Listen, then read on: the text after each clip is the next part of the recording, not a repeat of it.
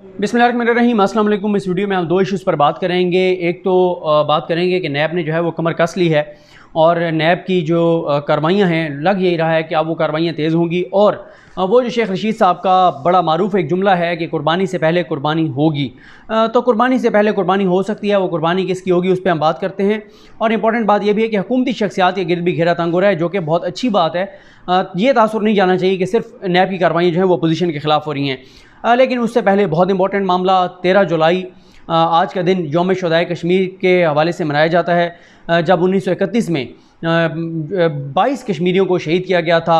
एक कश्मीरी जब आज़ान देने के लिए आया तो उसको शहीद किया गया, फिर दूसरा आया, फिर तीसरा आया, और इस तरह से अज़ान मुकम्मल होने तक 22 कश्मीरियों को शहीद किया गया। और करबला का जो एक आप समझें कि एक जो वाक़या है उसकी याद ताज़ा हुई।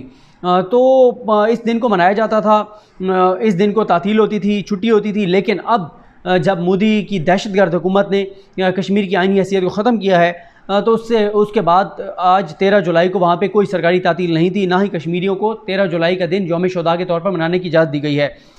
कश्मीर में कर्फ्यू को 342 रोज़ जो हैं वो गुजर चुके हैं और 1 साल 5 अगस्त को मुकम्मल हो जाएगा जब कश्मीर में कर्फ्यू लगाया गया था। पाकिस्तान की हुकूमत की तरफ से यही बताया गया है, मैंने रोज़नामा दुनिया में देखा, तारिक अजीज़ साहब की स्टोरी थी, ख़बर थी कि पाकिस्तान की हुकूमत 5 अगस्त को 5 अगस्त के सिलसिले में एक पूरी मुहिम का आगाज़ करने जा रही है। जो सरबराहान मुमलिकत हैं, मुख्तलिफ़ मुल्कों के जो हेड्स हैं, उनको ख़त लिखे जाएंगे और पूरी एक एक्टिविटी की जाएगी। दुनिया को रियलाइज़ कराया जाएगा, बताया जाएगा कि कश्मीर में जुल्म और सितम की जो तारीख़ है उसको तो ज़ाहिर है 70 साल हो गए हैं, लेकिन 70 साल से ज़ायद हो गए हैं, तकरीबन 73 साल हो गए हैं। लेकिन ये जो एक नई लहर जो दहशतगर्दी की आई थी उसको भी 1 साल मुकम्मल हो गया है। तो पाकिस्तान को बिल्कुल अपना किरदार अदा करना चाहिए। इमरान खान साहब जो कहते हैं कि मैं कश्मीरियों का सफ़ीर हूँ, उनको अपना किरदार अदा करना चाहिए। और एज़ ए पाकिस्तानी हम जितने कश्मीर के लिए आवाज़ बुलंद कर सकते हैं हमें आवाज़ बुलंद करनी चाहिए। और ये 5 अगस्त का दिन बहुत अहम है। एक ऐसे मौके पे ऊपर ये दिन आ रहा है जब पूरी दुनिया को रियलाइज़ हो गया है कि कर्फ्यू के जब लॉकडाउन होता है तो लॉकडाउन में क्या होता है, और सब इसको भुगत चुके हैं लॉकडाउन को कोरोना की वजह से। तो बिल्कुल पाकिस्तान को आवाज़ बुलंद करनी चाहिए। और आज के दिन हम उन कश्मीरियों को सलाम पेश करते हैं, उन शुहदा को जिन्होंने अज़ान देने के लिए अपनी जानें कुर्बान की थी। और उसके बाद इस आज़ादी के तहरीक में जितने लोगों ने अपनी जानें कुर्बान की उन सबको भी सलाम पेश करते हैं और अल्लाह ताला से ये दुआ करते हैं कि या अल्लाह उनकी कुर्बानियों को कबूल करते हुए, कुर्बानियाँ तो वो कबूल ही हैं, ज़ाहिर है वो शहीद हुए, लेकिन अब उसका समर भी आए सामने और कश्मीर जो है वो आज़ाद हो। अब हम पाकिस्तान के अंदरूनी मामलात पर बात करते हैं। नैब ने, जिस तरह मैंने इंट्रो में कहा, कि कमर कस ली है और लगता ये है कि नैब की कार्रवाइयाँ जो हैं वो तेज़ होंगी। अगले दिन बहुत इंपॉर्टेंट हैं। नवाज शरीफ साहब के घर के बाहर आज जो है वो इश्तिहार और नोटिस जो है वो चश्मा कर दिया गया है, जिसमें नवाज शरीफ साहब को 17 जुलाई को नैब अदालत के सामने तलब किया गया है, जिसमें मामला ये है कि तोशाखाना केस, जिसमें आसिफ अली जरदारी भी मुलजिम है, यूसुफ रज़ा गिलानी भी मुलजिम है, जिसकी तफसील मैं आपको मुकम्मल बता चुका हूँ कि नवाज शरीफ को तोशाखाना से जिस तरह से यूसुफ रज़ा गिलानी साहब ने गाड़ी फ्राहम की और जिस तरह से जरदारी साहब को गाड़ियाँ दी गई और नवाज शरीफ साहब को जो गाड़ी दी गई थी उसके पैसे जो हैं वो जाली बैंक अकाउंट से, अनवर मजीद साहब के अकाउंट से जो है वो जारी किए गए थे। इस केस की तफसील मैं आपको बता चुका हूँ। उसमें नवाज शरीफ साहब से को बार बार तलब किया जा रहा है। अब आखिरी मौका दिया गया है, ये नोटिस जो है वो चश्मा किया गया है और अगर नवाज शरीफ जो कि डेफिनेटली पेश नहीं होंगे तो उसके बाद उनको जो है वो इश्तिहारी करार देते हुए उनके ख़िलाफ़ मज़ीद जो है वो कार्रवाइयाँ होंगी। लेकिन ज़ाहिर है वो बाहर बैठे हैं और वो बाहर किसी जो है वो आप कहें कि कोई कुछ चीज़ें तय करके ही बाहर गए हैं। ऐसे तो वो बाहर नहीं गए, सज़ा याफ्ता मुजरिम होकर और मुबैना और जाली बीमार होकर उनको बाहर भिजवाया गया था और फ़रार करवाया गया था। साथ ही कल यानी 14 जुलाई को आसिफ अली जरदारी साहब पर जो फ़र्द जुर्म आयद होनी थी 6 तारीख को वीडियो कॉन्फ्रेंस के ज़रिए, वीडियो लिंक के ज़रिए, वो जो कि नहीं हुई थी, कल उसके ऊपर समाअत होगी जिसमें फ़ारूक नाइक साहब बताएंगे कि क्यों जो है वो नैब का और नैब अदालत का दायरा इख्तियार नहीं है इस केस के ऊपर। ये 1 साल से ये केस चलता रहा, 1 साल से ये ज़ेर समाअत था, लेकिन अब जब फ़र्द जुर्म आयद होने का टाइम आया तो फ़ारूक नाइक साहब कहते हैं कि ये नैब का दायरा इख्तियार ही नहीं है, नैब अदालत इस केस को सुन ही नहीं सकती, इस पर कल उन्होंने दलाइल देने हैं। और इससे पिछली समाअत के ऊपर आबिद अंदलीब साहब जो कि वहाँ पर मौजूद थे, उन्होंने अपने यूट्यूब चैनल पर इसकी तफसीली समाअत का अहवाल जो है वो बताया था। अब एक तो कल इसके हवाले से है। फिर उसके बाद ये है कि शहबाज शरीफ साहब का मामला बहुत इंपॉर्टेंट है। शहबाज शरीफ साहब का जो मामला है उस पर 16 जुलाई को लाहौर हाई कोर्ट में समाअत है और लाहौर हाई कोर्ट में जो समाअत है उसके ऊपर अगर उनकी ज़मानत की दरख्वास्त मुस्तरद हो जाती है तो शहबाज शरीफ को 16 जुलाई को ही गिरफ़्तार कर लिया जाएगा। अगर शहबाज शरीफ गिरफ़्तार हो जाते हैं तो ये हम कह सकते हैं कि कुर्बानी से पहले कुर्बानी होगी, कुर्बानी से पहले बड़ी कुर्बानी होगी। लेकिन शहबाज शरीफ और नून लीग वो मुसलसल ये कह रहे हैं और वो कॉन्फिडेंट हैं, वो कहते हैं कि अगर शहबाज शरीफ को भी गिरफ़्तार किया गया तो ये हुकूमत का जो है वो कुछ इदारों के साथ तबले जंग होगा। और वो आपको पता है शहबाज शरीफ साहब पहले तासुर देते रहे कि वो वज़ीर-ए-आज़म बनने के लिए आए हैं, और शहबाज शरीफ के बारे में तो हमारे एक बहुत बड़े तजिया निगार ने यह भी कहा था कि शहबाज शरीफ लंदन बैठ के अपनी काबीना फाइनल कर रहे हैं कि उन्होंने अपनी काबीना में किस किस वफाकी वज़ीर को लेना है। इस हद तक जो है वो बताया गया था। जब वो वापस आए तो फिर हमारे दोस्तों ने वीडियोज़ की कि आप ब्यूरोक्रेसी शहबाज शरीफ को रिपोर्ट कर रही है और शहबाज शरीफ जो है वो वज़ीर-ए-आज़म बनने जा रहे हैं और ये सारे मामला आपके सामने हैं। तो अब शहबाज शरीफ साहब, आपको पता है उन्होंने अपने एक दोस्त कालम निगार के नंबर से, मैं मुहावरतन कह रहा हूँ, सिंबॉलिक ये बात है कि उन्होंने इस्टेब्लिशमेंट को मिस कॉल भी दी थी और उन्होंने थ्रेट भी किया था कि अगर मुझे गिरफ़्तार किया गया तो फिर मैं बता दूंगा कि किस किस तरह से मेरे साथ मामला तय किए जा रहे थे और हुकूमत तो मेरी आनी थी, लेकिन इमरान खान जो हैं वो आ गए। तो ये बहुत इंपॉर्टेंट केस होगा।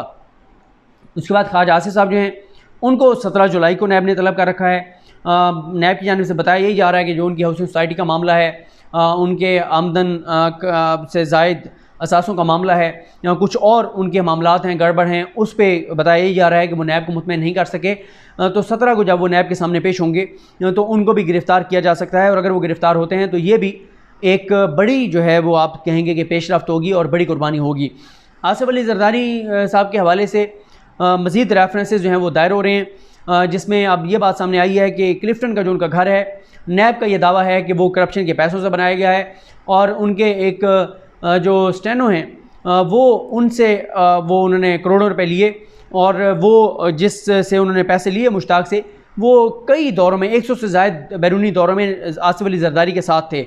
आसिफ अली जरदारी साहब के फेक अकाउंट्स केस के की जो स्पीड है वो भी हमें तेज़ होती हुई नज़र आ रही है। पहले कुछ कोरोना के मामला थे, कुछ और भी चीज़ें थी, लेकिन उसमें भी हमें तेज़ी नज़र आ रही है, क्योंकि जनवरी 2019 में सुप्रीम कोर्ट ने जब ये मामला नैब को भेजा था तो 16 रेफरेंसेस जो हैं कहा गया था कि वो दायर किए जाएं, जो JIT रिपोर्ट थी फेक अकाउंट्स केस की। लेकिन अब तक जो है वो 6-7 रेफरेंसेस दायर हुए हैं, तो उसमें भी हमें तेज़ी नज़र आ रही है। फ़र्द जुर्म आयद होगी, फिर आगे मामला चलेगा, और इन तमाम चीज़ों से जुड़ी हुई, मैं हुकूमती लोगों पे भी आता हूँ, लेकिन इन तमाम चीज़ों से जुड़ी हुई जो बहुत इंपॉर्टेंट चीज़ है वो है जो सुप्रीम कोर्ट का हुक्म है कि 120 एहतसाब अदालतें जो है वो कायम की जाएँ। अब इस हवाले से भी अगले 3-4 रोज़ में समाअत होगी सुप्रीम कोर्ट में, और क्योंकि ये 8 तारीख को समाअत हुई थी और एक हफ़्ते बाद इस समाअत को दोबारा मुकर्रर होना था, अगले 3-4 दिन में जब इसकी समाअत होगी तो हुकूमत की जानिब से बताया जाएगा कि हुकूमत इस मामले में क्या करने जा रही है। अगर 120 एहतसाब अदालतें बन जाती हैं तो ये इतना बड़ा इनकलाब होगा पाकिस्तान में एहतसाब के अमल में। फिर ये बहाने ख़त्म हो जाएंगे, ये ड्रामे ख़त्म हो जाएंगे कि जी हमारा केस नहीं चल रहा, हम तो देखें वो, और ये जो ऊपर जाके दरख्वास्त देते हैं हाई कोर्ट में कि जी बंदा गिरफ़्तार है, नैब के कानून के मुताबिक 30 दिन में फ़ैसला होना था, लेकिन 3 साल हो गए हैं, 5 साल हो गए हैं, 10 साल हो गए हैं, फ़ैसला नहीं हो रहा, लिहाजा उस चीज़ का इनको फ़ायदा होता है। तो अगर 120 एहतसाब अदालतें बन जाती हैं तो ये इमरान खान साहब खुद जो कहते हैं कि हम एहतसाब के अमल को आगे बढ़ाना चाहते हैं, तो ये मेरा ख्याल है कि बहुत ही बड़ा एक इक़दाम होगा और बहुत बड़ी एक पेशरफ्त होगी। लेकिन इस हवाले से अभी जब नेक्स्ट समाअत होगी तो पता चलेगा कि हुकूमत इस बारे में क्या सोच रही है। इसी तरह जो हुकूमत की जो चंद शख्सियात हैं उसमें जो वफाकी वज़ीर हैं नूरुल्लाह कादरी साहब, वो नैब के रिडार पर हैं, उनका मामला देखा जा रहा है। हलीम आदिल शेख साहब, जिन पर इल्ज़ाम है कि उन्होंने सरकारी ज़मीन पे कुछ कब्ज़ा किया और उसको बेचा, उनके ऊपर भी नैब की कार्रवाइयाँ जो हैं वो तेज़ हो गई हैं। ग़ुलाम सरवर खान वफाकी वज़ीर, उनके हवाले से भी नैब की कार्रवाइयाँ तेज़ हो गई हैं। ये बहुत अच्छी बात है। हुकूमत में बैठे हुए जो लोग हैं उनके ऊपर भी कार्रवाइयाँ तेज़ होनी चाहिए, और ये तासुर नहीं जाना चाहिए कि एहतसाब जो है वो एक तरफ़ा है। और जैसे शेख रशीद साहब ने कहा था कि नैब को 2 तरफ़ा टारजन जो है वो बनना चाहिए। इसके अलावा शुगर कमीशन केस, जिसकी जो है वो कल समाअत है सुप्रीम कोर्ट में, उसके ऊपर भी नैब को मामला भेजा गया है। 12 शुगर मिल्स के हवाले से तो स्टे दे दिया था सिंध हाई कोर्ट ने, जिसके हवाले से कल समाअत होगी। बाकियों का जो है बाकियों का तो कार्रवाई नैब को भेजी गई है कि नैब कार्रवाई करे, उस पर भी देखते हैं कि नैब क्या कार्रवाई करती है। इसके बाद आसिफ अली जरदारी साहब को मैं आपको बता चुका हूँ कि स्टेनोग्राफर मुश्ताक अहमद के हवाले से वो सारी, मोहसिन शाहनवाज रांझा, उनको भी जो है वो नैब ने तलब किया था, वो हाई कोर्ट चले गए हैं। और इसके अलावा जो बाकी जो लोग हैं वो भी कई लोग हैं जिनके केसेस चल रहे हैं, लेकिन ये बड़े केसेस हैं जिन पे हमें पेशरफ जो है वो तेज़ी से होती हुई नज़र आ रही है। तो उम्मीद ये करते हैं कि उम्मीद ये की जा सकती है कि नैब को तेज़ी से ये मामला आगे बढ़ाने चाहिए, एहतसाब ना सिर्फ होना चाहिए, हो तो वह नज़र भी आना चाहिए। और ख़ास तौर पे हुकूमत के अंदर भी बार बार कह रहा हूँ, जो लोग बैठे हैं अगर उनके करप्शन के इल्ज़ामात हैं तो उनके खिलाफ भी कार्रवाई होनी चाहिए, गिरफ्तारी होनी चाहिए। ये तासुर नहीं जाना चाहिए कि एकतरफ़ा एहतसाब है। लेकिन मुझे ये लग रहा है कि नैब की कार्रवाइयाँ तेज़ हो गई हैं, एहतसाब का अमल तेज़ हो गया है और लोगों का एतमाद बढ़ेगा। इस वक्त 1226 नैब रेफरेंसेस पेंडिंग हैं, 25 एहतसाब अदालतें हैं, उनमें से 5 खाली हैं।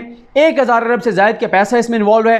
अगर तेज़ी से फैसले होते हैं और लूटी हुई दौलत वापस ली जाती है, बैरून मुल्क से भी पैसा वापस लाया जाता है, तो वो अरबों रुपए जो हैं वो पाकिस्तान के गरीब लोगों पर सेहत, तालीम, इंसाफ, इन चीज़ों पर खर्च हो सकते हैं। मुझे अपनी दुआ में याद रखें। अल्लाह करीम हम सबका हामी नासरो। अल्लाह हाफ़िज़।